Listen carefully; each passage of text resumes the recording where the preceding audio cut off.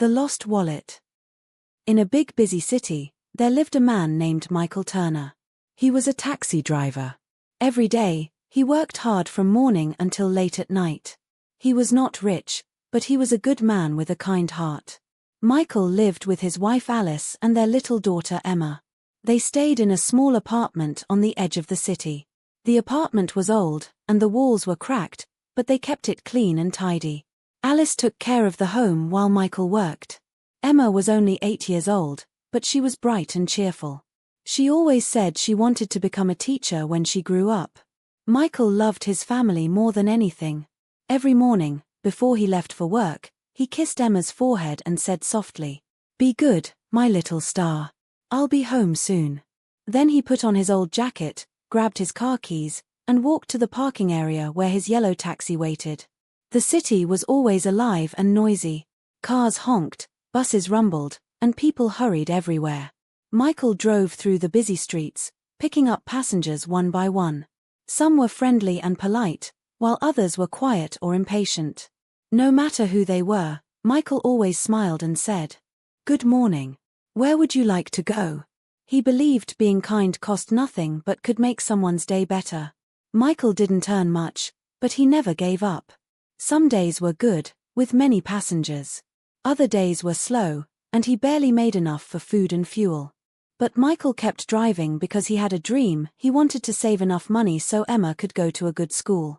Alice sometimes worried. "Michael," she said one night, "we have rent due next week, and Emma's school wants the fee soon." "I know," Michael said gently. "Don't worry. Something good will come. It always does." The next morning, Michael started work early. The air was cool, and the city still quiet. He enjoyed these early hours when the sun slowly rose over the buildings. By noon, the city was full of noise again. Michael was tired and hungry. He parked under a tree and ate his lunch, a small box of rice and eggs that Alice had packed for him. As he ate, he watched people walk by and thought of his family. After a short rest, he started driving again. The afternoon was hot, and the air inside the taxi felt heavy.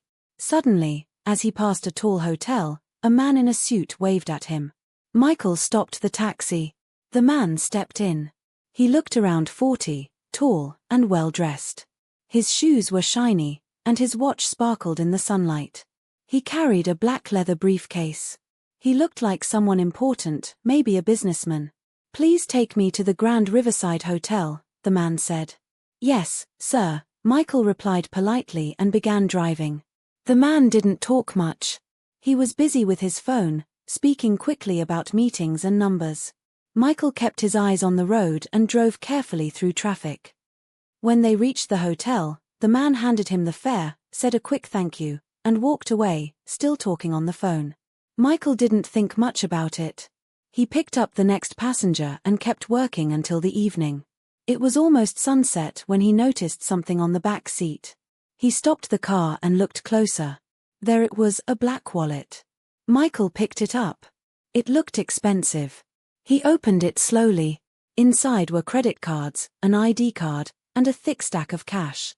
There must have been hundreds of dollars, maybe even more. For a long moment, Michael just sat there, holding the wallet in his hands. His heart started to beat faster. He thought of his rent. He thought of Emma's school fees. He thought of how tired Alice looked every time she worried about money. This money could solve all their problems, at least for a little while. He looked around. No one was there. No one would know if he kept it. But then another thought came. He looked at the wallet again. Inside was an ID card with the man's name, Jonathan Blake. Michael remembered him, the man in the suit, the one who looked so sure and confident. He sighed. "This isn't mine," he whispered. "I can't keep what doesn't belong to me." He thought of Emma. What would she think if her father took something that wasn't his? What kind of lesson would that teach her? Michael made his decision. He turned his taxi around and drove back to the Grand Riverside Hotel. Inside the hotel lobby, everything looked bright and fancy. The air smelled of flowers, and people walked by in elegant clothes. Michael felt out of place in his worn-out jacket, but he walked up to the front desk. "Excuse me," he said politely. "I'm a taxi driver. One of my passengers left his wallet in my car. His name is Jonathan Blake. Could you please let him know? The receptionist looked surprised. One moment, sir. She made a quick phone call. A few minutes later, the elevator doors opened, and Mr. Jonathan Blake came rushing out. He looked worried and was breathing quickly. Did you find it? He asked. Michael held out the wallet. Yes, sir. It was on the back seat. Jonathan grabbed it and opened it fast. Everything was still inside, the cash, the cards, everything. He looked up at Michael in disbelief. You could have kept this, he said slowly. No one would ever know. Why did you bring it back? Michael smiled. Because it's not mine, sir. And because my daughter is learning from me. I want her to know that honesty matters. Jonathan was silent for a moment. Then he said, wait here. He went upstairs. Michael stood quietly in the corner, unsure what would happen next. A few minutes later, Jonathan returned. He was holding an envelope. Please take this, he said. It's not payment. It's a thank you for your honesty. Michael shook his head. Sir, I can't accept that. I only did what's right. Jonathan smiled kindly. Please take it. You remind me that good people still exist in this world. Michael finally accepted the envelope and thanked him. That night, when he got home, Alice and Emma were waiting at the door.